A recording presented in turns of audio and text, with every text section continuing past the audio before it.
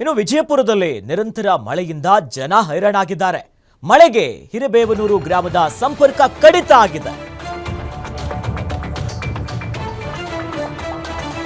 ತುಂಬಿ ಹರಿತಾ ಇರುವಂತಹ ಈ ಮಳೆಯಿಂದಾಗಿ ಅಲ್ಲಿನ ಬಹಳ ಪ್ರಮುಖವಾಗಿ ಹಿರೇಬೇವನೂರು ಗ್ರಾಮದ ಹಳ್ಳ ಎಲ್ಲವೂ ಕೂಡ ಜಲಾವೃತ ಆಗಿದೆ. ಶಿರೂರ ಗ್ರಾಮಗಳಿಗೆ ಇದ್ದಂತಹ ಸಂಪರ್ಕ ಕಡಿತ ಆಗಿದೆ. ಈಗ ಗ್ರಾಮಸ್ಥರು ಪರದಾಡ್ತಿದ್ದಾರೆ. ಹಿರೇಬೇವನೂರು ಸಕ್ಕರೆ ಕಾರ್ಖಾನೆಗೂ ಕೂಡ ಸಂಪರ್ಕ ಕಡಿತ ಆಗಿದೆ. ಉದ್ಯೋಗಕ್ಕೂ ಹೋಗೋಕ್ಕಾಗದೆ ಮನೆಯಲ್ಲೇ ಕೂತ್ಕೊಂಡಿದ್ದಾರೆ ಗ್ರಾಮಸ್ಥರು. ಕೆಲಸಕ್ಕೆ ಹೋಗೋದಕ್ಕಾಗ್ತಿಲ್ಲ, ಮಕ್ಕಳಿಗೆ ಶಾಲಾ ಕಾಲೇಜಿಗೆ ಹೋಗೋದಕ್ಕಾಗ್ತಿಲ್ಲ. ಯಾಕಂದ್ರೆ ಮುಖ್ಯ ರಸ್ತೆನೇ ಆ ಸೇತುವೆನೇ ಈಗ ಕಡಿತ ಆಗಿದೆ, ಹೋಗೋದಕ್ಕಾಗ್ತಿಲ್ಲ, ನೀರು ತುಂಬಿಕೊಂಡಿದೆ. ತುಂಬಿ ಹರಿತಾ ಇರುವಂತಹ ಸೇತುವೆ ಮೇಲೇನೆ ಜನ ಸಂಚಾರ ಮಾಡ್ತಿದ್ದಾರೆ, ಅಪಾಯ ಅದು. ಹಾಗಾಗಿ ಹೆಚ್ಚಿನ ಕ್ರಮವನ್ನು ವಹಿಸಬೇಕು. ಹಳ್ಳಕ್ಕೆ ಸೇತುವೆಯನ್ನ ನಿರ್ಮಿಸುವುದಕ್ಕೆ ಮನವಿ ಮಾಡಿರ್ತಾರೆ ಅಲ್ಲಿನ ಸ್ಥಳೀಯರು.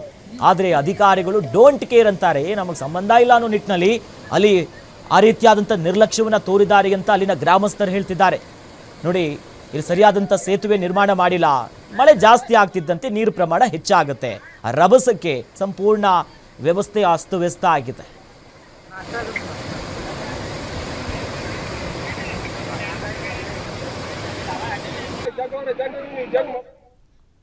ಈ ಬಗ್ಗೆ ಹೆಚ್ಚಿನ ಡೀಟೇಲ್ಸ್ ನೀಡ್ತಾರೆ ನಮ್ಮ ವಿಜಯಪುರದ ರಿಪೋರ್ಟರ್ ದೀಪಕ್ ಶಿಂದೆ. ನಮ್ಮ ಜೊತೆ ದೂರವಾಣಿ ಸಂಪರ್ಕದಲ್ಲಿ ಜಾಯ್ನ್ ಆಗಿದ್ದಾರೆ. ದೀಪಕ್, ಯಾವ್ಯಾವ ಪ್ರಮುಖ ಗ್ರಾಮಗಳಿಗೆ ಈ ರಸ್ತೆ ಸಂಪರ್ಕವನ್ನ ಹೊಂದಿಸ್ತಾ ಇತ್ತು? ಪ್ರತಿ ವರ್ಷ ಇದೇ ಅವಸ್ಥೆನಾ?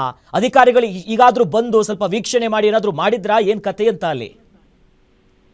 ಖಂಡಿತ ಅಖಿಲೇಶ್, ಏನು ಕಳೆದ ಒಂದು ವಾರದಿಂದ ವಿಜಯಪುರ ಜಿಲ್ಲೆಯಲ್ಲಿ ಸಾಕಷ್ಟು ಭಾರಿ ಪ್ರಮಾಣದಲ್ಲಿ ಮಳೆ ಆಗ್ತಾ ಇರುವಂತದ್ದು ಹವಾಮಾನ ಇಲಾಖೆ ಮುನ್ಸೂಚನೆ ಕೂಡ ಕೊಟ್ಟಿತ್ತು.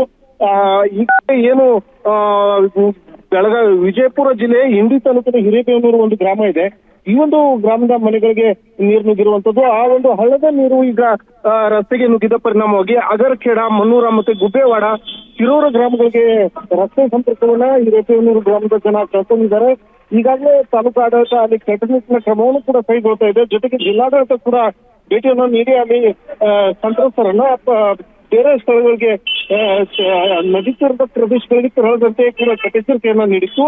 ಈಗ ಎತ್ತರದ ಪ್ರದೇಶಗಳಿಗೆ ಅಲ್ಲಿನ ಜನರನ್ನ ಸ್ಥಳಾಂತರಿಸುವ ಕೆಲಸಕ್ಕೂ ಕೂಡ ತಾಲೂಕು ಆಡಳಿತ ಮುಂದಾಗಿರುವಂತದ್ದು. ಅಖಿಲೇಶ್, ಎಸ್, ಧನ್ಯವಾದಗಳು ದೀಪಕ್ ತಮ್ಮೆಲ್ಲ ಮಾಹಿತಿಗೆ.